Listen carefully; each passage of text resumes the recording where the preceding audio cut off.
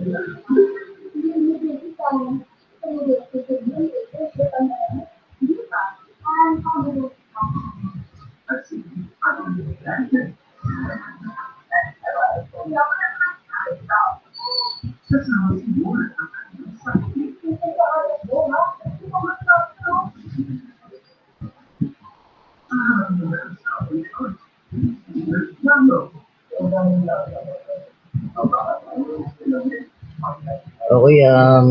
good morning. I am Mark Christopher Monteagudo and I am your math teacher. Today in session or this week for our module, i-discuss natin is all about cheer dancing and of course the common injuries involved in recreation. That is for this week for our fourth quarter. Okay, let's start. So before we move on to the common sports injuries, ito muna yung konting kaalaman or additional tips or additional information regarding sa ating recreation and leisure. Of course, we have the term recreation. It was regarded as activities you do during leisure. And leisure is an obligated time wherein you are free from any pressing concern in studies and or work. We have passive recreational activities. Those are which you spend your leisure without exerting much of your physical prowess, such as playing board and card games, listening to music, reading, watching TV, and surfing the internet or playing computer games. So, ang madaling sabi, ito yung non-locomotor or non-locomotive activities na hindi masyadong kailangang gumalaw ang ating katawan physically. And then we have active recreational activities. On the other hand, are those that require deliberate physical efforts which may range from light to vigorous intensities. And this include walking, jogging, taking stairs, gardening, doing household chores, playing sports, swimming, dancing, and even hiking or mountaineering. Okay po. Let's have first aid. So first aid refers to the emergency immediate care you should provide when a person is injured or ill until full aid care could be continued until more advanced care becomes available. Iyan, we have common injuries during recreation. We will be having our I want you to see it for yourself. Yung ibang common injuries na nangyayari.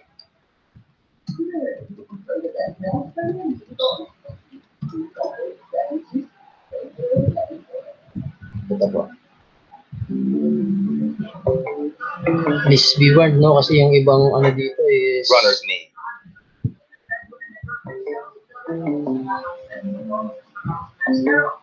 Runner's knee is a condition characterized by pain behind or around the kneecap. It is caused by overuse, muscle imbalance, and inadequate stretching. Symptoms include pain under or around the kneecap, pain when walking, sprained ankle.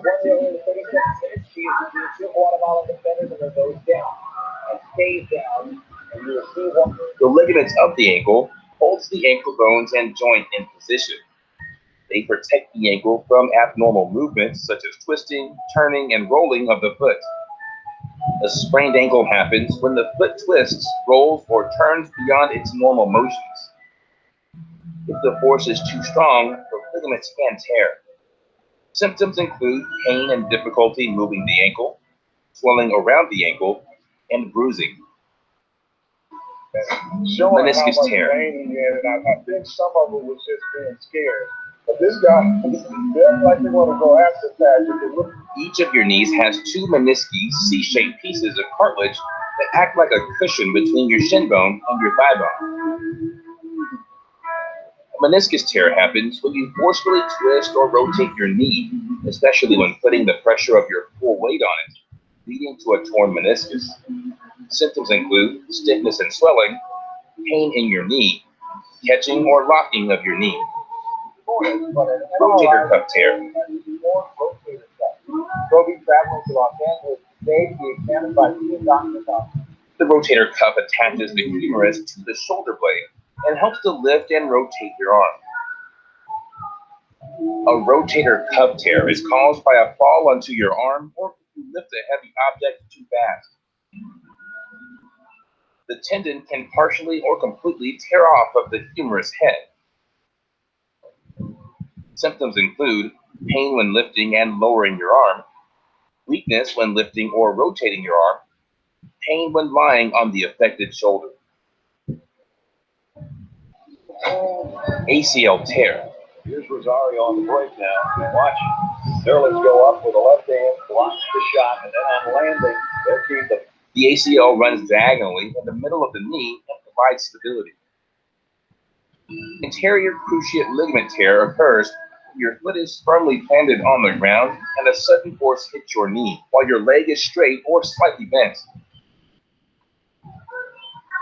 This can happen when you are changing direction rapidly, slowing down with running, or landing from a jump. The ligament completely tears into two pieces, making the knee unstable. Symptoms include severe pain and tenderness in knee, loss of full range of motion, swelling around the knee.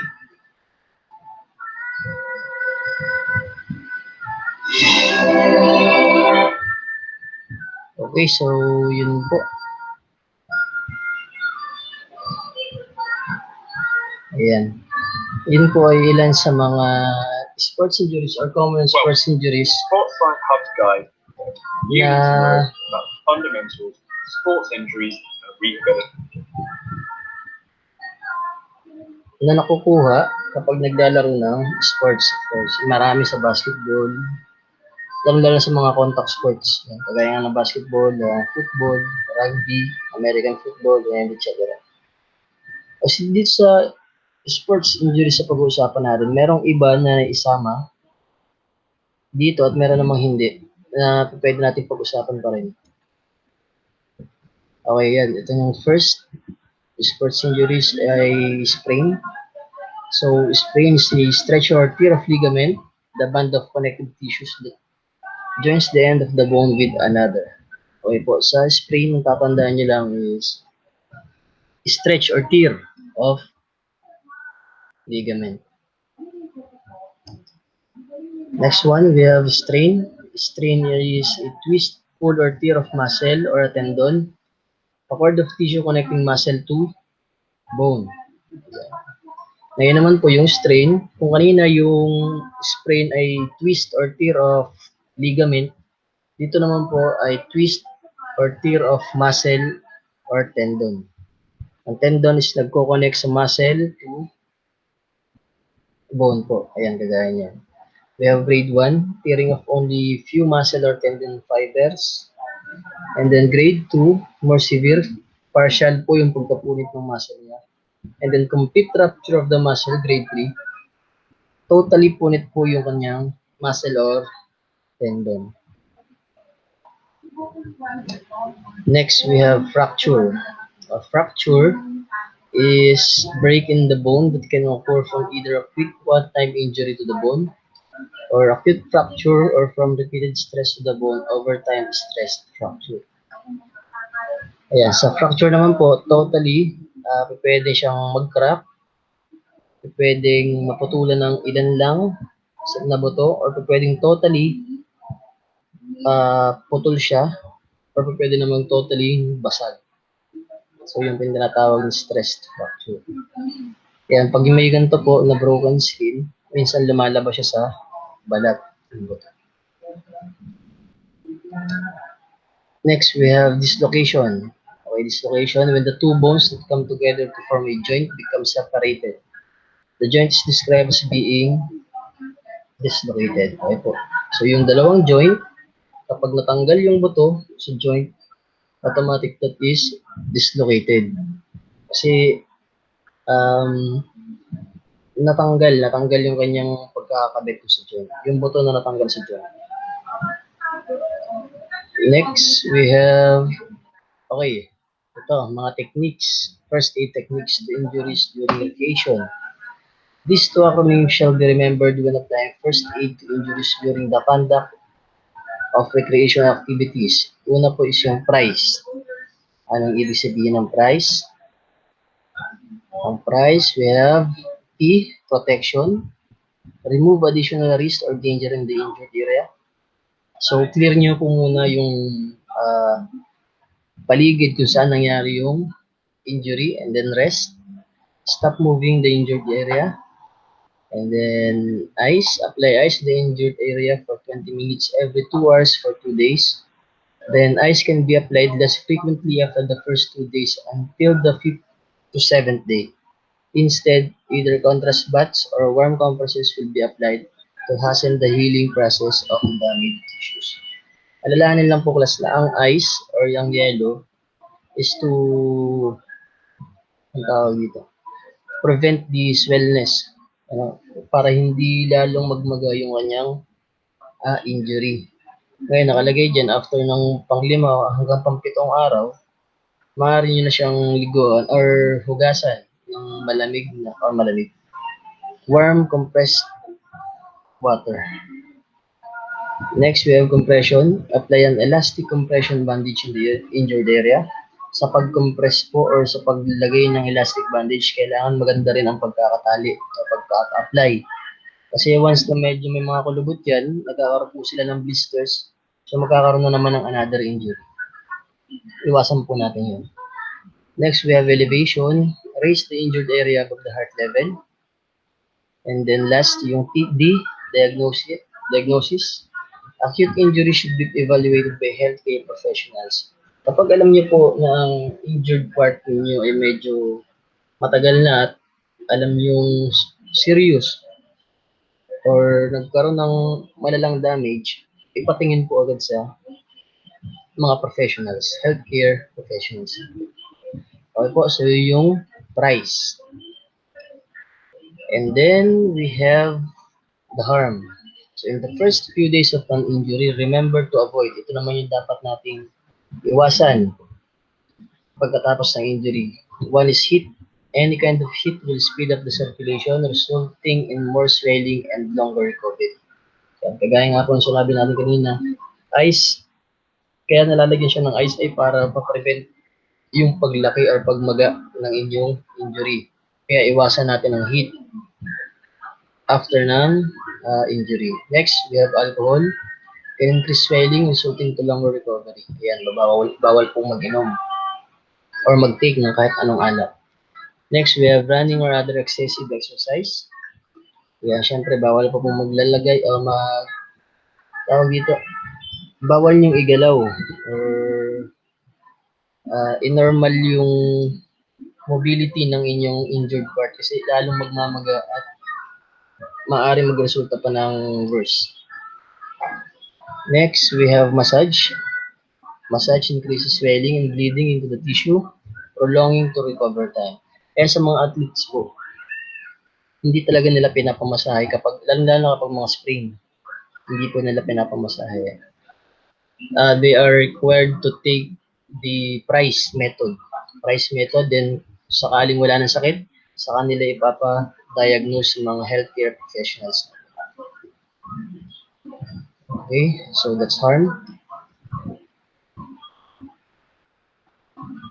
And that's all po for our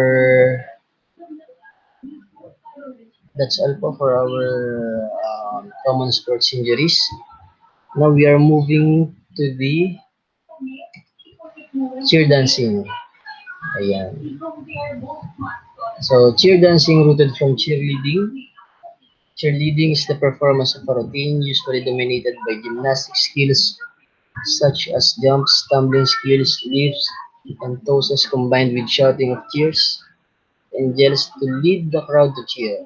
Cheer dancing was originated in the United States, and today it is identified as one of the most spectacular events and one of the biggest collegiate sports events in the country. The UAAP University Athletic Association of the Philippines. Sama na rin po dyan yung NCAA. Yeah, from the words cheer and dance, to cheer is to shout out words or phrases that may help motivate and boost the morale of a playing team and perform better during a game. So, sa madaling sabi, to cheer, yung pong sinasagawa nilang yell. Yun po, yell. And then dance, on the other hand, is a physical activity where one expresses emotions or gestures while performing bodily movements, usually in time with rhythm. Next, we have the difference between cheerleading and cheer dancing. Okay, cheerleading has its foundation in gymnastics, and as for cheer dance, its foundation lies in the choreography where ballet seems to be its foundation. Ayan po. Cheer dancing, ang foundation niya is gymnastic. Ang cheer dance naman po, ang foundation niya is ballet. Ayan, cheerleading is an activity in which participants called cheerleaders cheer for their team as a form of encouragement, and it can range from chanting slogans to intense physical activity, and it can be performed to motivate sports teams, entertain the audience, or for competition. Competitive routines typically range anywhere from 1 to 3 minutes and contain components of tumbling, dance, jumps, cheers, and stunting. Cheerleading in the elementary, high school, and college levels has always been the opening salvo for intramurals and campuses in the Philippines. Ayan, bago po magsimula yung laro, automatic ang isasalang dyan is cheerleading or cheer dancing. Kung wala pong cheer dancing sa school na inyong pinapasukan, ang ginagawa po nila is yung street dance. Ayan. Then after ng street dance or cheer dancing, papasok na yung opening ng sports. Okay po. Next, Lawrence Herkimer or Herkimer. Okay, he is the grandfather of cheerleading, legend cheerleading. He created the Herky cheerleading jump, which was named after him, and received a patent for the pom-pom. Yung pom-pom, yung kanilang props. Tapos ito naman po yung Herky cheerleading jump. Next, okay, ito na po yung mga stands. Ito na po yung mga stands na ipapagawa ko sa inyo sa output by video. I-video niyo yung sarili niyo na ginagawa yung stands with the accompaniment or music. Ayan, we have beginning stance, cheer stance, class, clap, high V, low V, touchdown, bow and arrow, overhead class, tabletop, low class, punch, L motion, diagonal, T motion, half V, side lunge, front lunge. Yun, so yun lang po. And that's the end of our lesson, common sports injuries and first cheer dancing. Later on, I will give you the quiz and your output, your performance task, and your assignment also. Okay, thank you for listening and God bless.